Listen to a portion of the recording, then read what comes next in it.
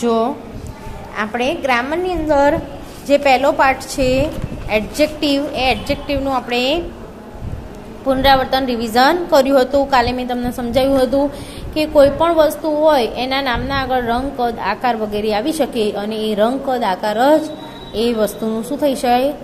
Adjective. Adjective એટલે વિશેષણ. કોઈ પણ નામ હોય એના અર્થમાં વધારો કરે એને વિશેષણ કહેવામાં આવે છે.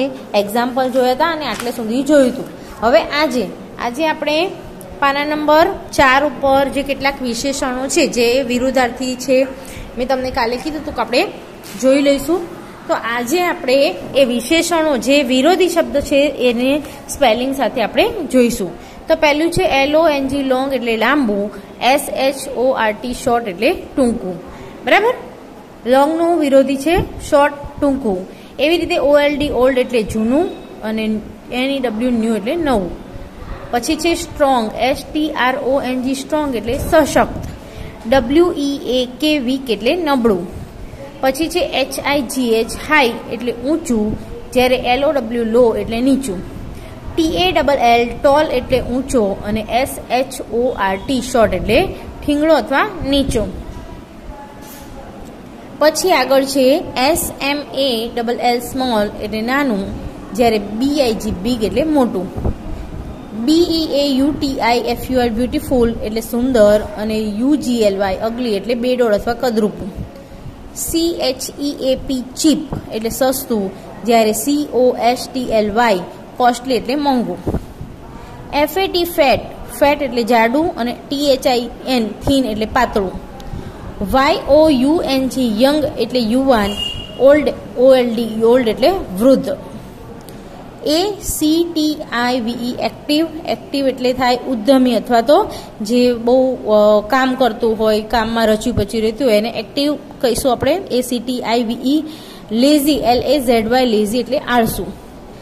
એવી જ રીતે HAPPY હેપી એટલે ખુશ, જ્યારે સેડ અથવા અનહેપી એટલે ઉદાસ. SAD સેડ અને UNHAPPY અનહેપી એટલે ઉદાસ. EASY ઇઝી, ઇઝી એટલે સહેલું. DIFFICULT ડિફિકલ્ટ એટલે મુશ્કેલ.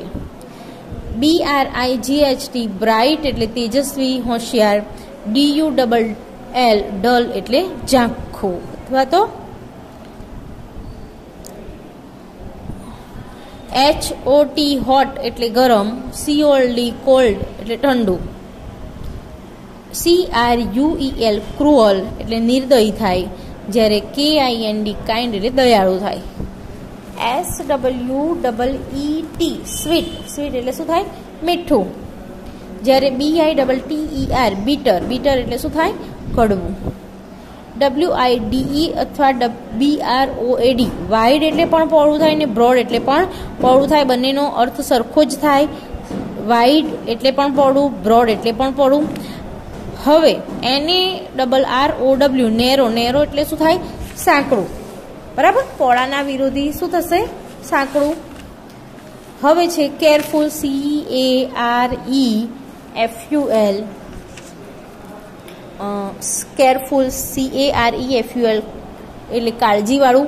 અને CARELESS કેરલેસ, કેરલેસ એટલે થાય જે બેફિકર હોય અથવા તો અહીંયા ન ફિકરુના અર્થમાં આપેલું છે.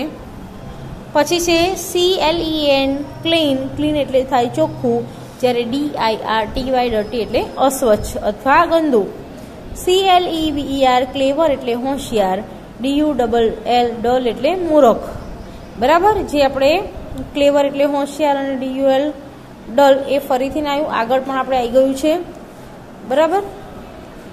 જેમ કે અહીંયા બ્રાઇટનું પણ ડલ થશે અને ક્લેવર છે એનું પણ ડલ થશે. અહીંયા જોયું ને આપણે બ્રાઇટ છે એનું પણ ડલ થાય છે વિરોધી, અને ક્લેવર છે એનું પણ ડલ આપણે મૂકી શકીએ છીએ.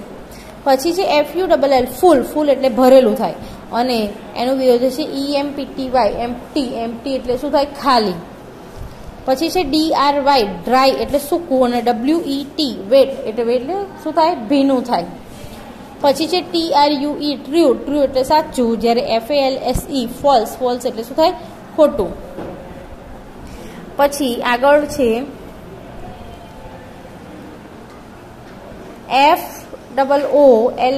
FOOLISH ફૂલિશ એટલે થાય મૂર્ખ. જ્યારે WISE વાઇઝ એટલે ડાહ્યું.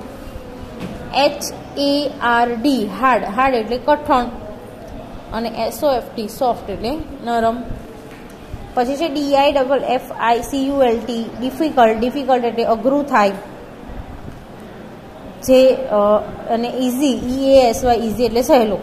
અહીંયા ડિફિકલ્ટ શબ્દ પણ ફરીથી આવ્યો છે. જો ઇઝી અને ડિફિકલ્ટ, ઇઝીનું વિરોધી ડિફિકલ્ટનું વિરોધી ઇઝી. પછી HEAVY બરાબર. હેવી એટલે ભારે વજનદાર. LIGHT લાઇટ એટલે હળવું અથવા હલકું. બરાબર. જે વજનમાં હલકું હોય એને લાઇટ વેઇટનું કહી શકીએ અને હેવી વેઇટનું વજનમાં ભારે હોય એને કહી શકીએ. પછી છે ઓનેસ્ટ HONEST ઓનેસ્ટ એટલે પ્રામાણિક થાય. જ્યારે ડિસઓનેસ્ટ DISHONEST ડિસઓનેસ્ટનો મતલબ થશે અપ્રામાણિક. બરાબર. હવે આગળ પાના નંબર 5 ઉપર જોઈએ તો રીચ RICH રીચ એટલે પૈસાદાર. જ્યારે POOR પુઅર એટલે ગરીબ. રીચ એટલે પૈસાદાર અને પુઅર એટલે ગરીબ. એવી રીતે છે PURE પ્યોરનો મતલબ ચોખ્ખું શુદ્ધ થાય. ઇમ્પ્યોર IMPURE ઇમ્પ્યોરનો મતલબ અશુદ્ધ થાય. બરાબર. પ્યોરનો વિરોધી એમ્પ્યોર. ROUGH રફ એટલે ખરબચડું. અને સ્મૂધ SMOOTH સ્મૂધ એટલે સુવાળું. એટલે કે રફનું વિરોધી થાય સ્મૂધ. રિયલ એટલે વાસ્તવિક થાય. REAL રિયલ એટલે વાસ્તવિક એનો મતલબ થાય.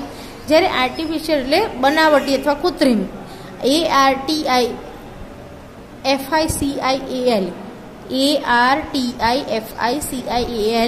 આર્ટિફિશિયલ એટલે કૃત્રિમ અથવા બનાવટી. એવી રીતે THIC એટલે જાડું થાય. અહીંયા આપણે ફેટ એટલે પણ જાડું લીધું હતું. તો ફેટ એ કોઈ વ્યક્તિના અર્થમાં. જ્યારે થીક એ કોઈ લિક્વિડ કે વસ્તુ છે થીક હોય એને આપણે થીક શબ્દથી કરીએ. ફેટ શબ્દ કોઈ લિક્વિડ માટે નહીં વાપરીએ. લિક્વિડ માટે THIC કે થીક એટલે જાડું ઘાટું. THIN થીન એટલે પાતળું. વિઝિબલ VISIBLE વિઝિબલ એટલે જે દેખાતું દ્રશ્યમાન હોય એને આપણે વિઝિબલ થઈશું. ઇનવિઝિબલ INVISIBLE ઇનવિઝિબલ એટલે અદ્રશ્ય.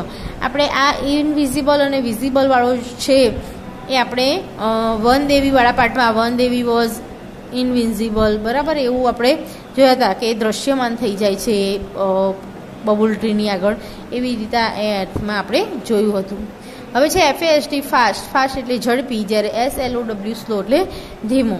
તો આવી રીતે આ જે સ્પેલિંગો સાથેના જે અર્થ ઉચ્ચાર છે એ વિરોધી તમે મોઢે કરી લેજો. બરાબર. હવે આપણે એક્સરસાઇઝ તરફ જોઈએ તો એક્સરસાઇઝની અંદર rewrite the sentences using the opposite of underline word. એનો મતલબ થાય કે જે પણ તમારે શબ્દો જે પણ વાક્ય આપ્યા છે એ વાક્યની અંદર કોઈ શબ્દની અંદર તમારે અંડરલાઇન એટલે કે રેખાંકિત કરેલો જે શબ્દ છે એનો વિરોધી કરવાનું છે. જેમ કે આપણે એક્ઝામ્પલ તરીકે અહીંયા Bholu is a thin boy. તો થીનની નીચે અંડરલાઇન છે તો થીનનું વિરોધી શું થાય? તો થીનનું વિરોધી બે થાય. એક તો થીક થાય અને ફેટ થાય. બરાબર. તો થીન અને ફેટ બંને થાય. પરંતુ આપણે મેં તમને અહીંયા કીધું ને કે થીક એ કોઈ લિક્વિડ કે એવી વસ્તુ માટે વાપરીએ. પરંતુ ફેટ જે શબ્દ છે એ ફેટ શબ્દ વ્યક્તિ માટે વાપરવાનો હોય છે. બરાબર. તો એ વ્યક્તિ માટે FAT fat boy. Bholu is a fat boy એવી રીતે થશે. હવે આપણે આગળ એક્સરસાઇઝ જોઈએ કે Ratan is a dishonest man. Dishonest એટલે કે રતન અપ્રામાણિક માણસ છે. હવે જો અંડરલાઇન ડિસઓનેસ્ટ ઉપર કર્યું છે તો એનું વિરોધી શું થશે? ઓનેસ્ટ થશે. બરાબર. તો આવી રીતે થશે કે Ratan is a honest an honest man. હવે ઓનેસ્ટ છે HONEST એમ તો હોનેસ્ટ લખાય HONEST કારણ કે H થી સ્પેલિંગ શરૂ થાય. પરંતુ આપણે એનું ઉચ્ચારણ ઓનેસ્ટથી કરીએ છીએ. અજગરના અથી કરીએ છીએ. અજગરનો અ છે એ આપણે ગુજરાતીની અંદર આપણે જાણીએ છીએ કે એ સ્વરની અંદર આવે છે એટલે એની આગળ EN રાખીશું. તો હંમેશા એટલું યાદ રાખવાનું કે જેનું ઉચ્ચારણ આપણે ગુજરાતીમાં કે અંગ્રેજીની અંદર આપણે સ્વરથી કરીએ છીએ તો એની આગળ AN મૂકવામાં આવી છે. તો અહીંયા શું થઈ જશે કે Ratan is an honest man. બરાબર. પછી છે the moon is visible today, કે ચંદ્ર આજે દ્રશ્યમાન છે. તો the moon is an invisible today, વિઝિબલની નીચે અંડરલાઇન છે એટલે. બરાબર. પછી છે વીર વોઝ અ ફુલિશ બોય, તો એની જગ્યાએ શું થાય વીર વોઝ અ વાઇઝ બોય. ફુલિશનો વિરોધી થાય વાઇઝ.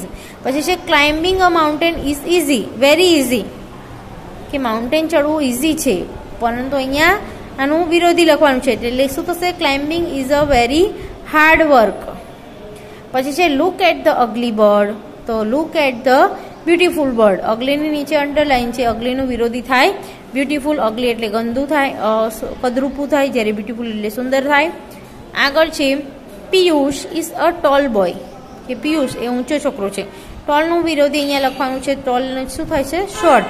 લખીએ Piyush is a short boy. સાતમું જોઈએ ધ રિવર ઇઝ એમ્પ્ટી, કે નદી છે એ એમ્પ્ટી એટલે ખાલી છે. તો એમ્પ્ટીના નીચે અંડરલાઇન કરેલી છે એટલે એમ્પ્ટીનું વિરોધી શું થશે ફૂલ. તો the river is a full. આઠમું છે it is a bad to breathe impure air. હવે જો આ વાક્ય છે, આ વાક્યની અંદર બે શબ્દોની નીચે અંડરલાઇન છે, તો અહીંયા પહેલાં એનું એ વાક્ય લખવાનું, જે બેડની જગ્યાએ અહીંયા ગુડ કરી દેવાનું, ઇમ્પ્યોરની જગ્યાએ પ્યોર કરવાનું. આખું વાક્ય કેવી રીતે બનશે તો it is a good to breathe pure air. બરાબર. આર ધોઝ રિયલ ફ્લાવર્સ, કે શું તે સાચા છે ફ્લાવર. તો સાચા અથવા તો વાસ્તવિક ફ્લાવર છે એનું વિરોધી, રિયલનું વિરોધી આપણે જોયું તો શું થાય આર્ટિફિશિયલ. લખીશું આર ધોઝ આર્ટિફિશિયલ ફ્લાવર્સ. બરાબર. તો આવી રીતે થશે. આગળની આપણે એક્સરસાઇઝ આગળ જોઈએ તો 10મું આપણું વાક્ય છે why is that old man tired, કે ઓલ્ડ મેન બધો એ કેમ ટાયર્ડ એટલે થાકી ગયો. તો અહીં શું થશે ઓલ્ડનું ન્યૂ, સોરી ઓલ્ડ છે, ઓલ્ડ મેનના અર્થમાં છે. આમ તો ઓલ્ડ એટલે જૂનું તો નવું થાય, પરંતુ અહીંયા માણસના અર્થમાં છે એટલે ઘરડો વ્યક્તિ, તો આપણે યંગ લઈશું. તો why is that young man tired. બરાબર. પછી છે 11મું Vikram was a kind boy. બરાબર. તો કાઇન્ડ KIND, કાઇન્ડ એટલે દયાળુ થાય, ક્રુઅલ એટલે ઘાતકી એના અર્થમાં. તો વિક્રમ વોઝ અ ક્રુઅલ બોય.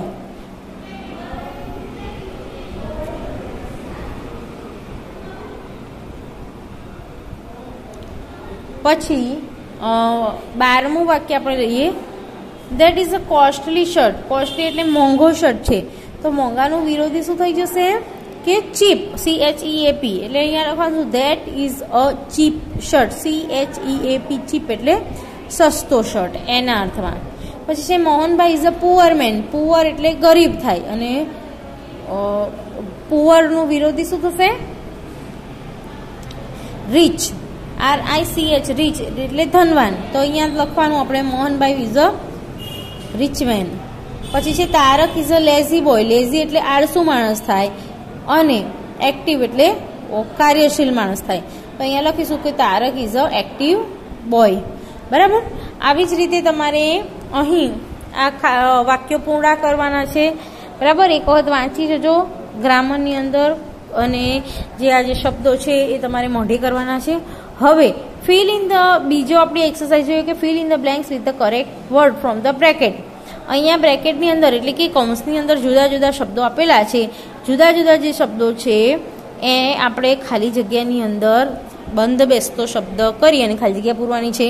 જેમ કે સાગર વોન ધ મેચ, કે સાગર મેચ જીત્યો. He is confident. કોન્ફિડન્ટ એટલે આમ વિશ્વાસપાત્ર છે. પછી there is no one at home, કે કોઈ ઘરે નથી. So Miraben is lonely. બરાબર. આ શું છે તો આ બધા કોઈ પણ વ્યક્તિના ગુણ છે. જેમ કે there is sorry I have got good marks, કે મને સારા માર્ક મળે છે. I am happy.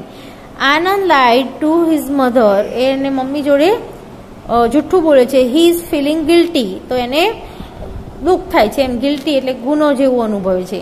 પછી છે સંજય ઇઝ સરપ્રાઇઝ. સરપ્રાઇઝ એટલે આશ્ચર્યચકિત થવું. That he will stand first in the class. We are ખાલી જગ્યા of sitting in the house. Board, board એટલે કંટાળી જવું. પછી are there wild animals in the zoo. Wild એટલે જંગલી પ્રાણીઓ છે કે ઝૂની અંદર, એટલે કે પ્રાણી સંગ્રહાલયમાં. પછી છે 8મું, Anil has got less marks, he is ખાલી જગ્યા, કે અનિલને ઓછા માર્ક્સ, લેસ એટલે ઓછા માર્ક આવે, હી ઇઝ સેડ, સેડ એટલે દુઃખી છે. This is a thick book, thick એટલે જાડી. This is a true story, true story એટલે સાચી વાર્તા છે. પછી 11મું આપણે વાક્ય લઈશું, Hari does not have money to pay the fees, Hari પાસે ફી ચૂકવવાના પૈસા નથી. હી ઇઝ અ પુઅર, એ ગરીબ છે. પછી 12મું, ટીચર ઇઝ ખાલી જગ્યા with the naughty boys, teacher is angry, angry એટલે ગુસ્સે થવું. The grass is in the garden is soft, soft એટલે નરમ છે. 14મું આપણે વાક્ય કે Vinay is a strong boy, he is not weak, કે વિનય છે એ વિનય સ્ટ્રોંગ બોય છે, સ્ટ્રોંગ એટલે મજબૂત છોકરો છે, he is not weak, weak એટલે નબળો નથી. 15મું આપણે વાક્ય લઈએ, રામ ઇઝ ફાસ્ટ રનર, કે ઝડપી રનર છે, he will win the race, તે રેસ જીતી શકે છે. બરાબર. તો આ થઈ ગઈ આપણે પહેલા પાઠની જે એક્સરસાઇઝ, સાથે સાથે આ જે શબ્દો છે એનું પણ આપણે ગુજરાતી જોયું. તમે ફરીથી આ જે એક્સરસાઇઝ અને આખો પાઠ ફરીથી મોઢે કરી દેજો, વાંચી જજો. નેક્સ્ટ લેક્ચરમાં આપણે આગળથી જોઈશું.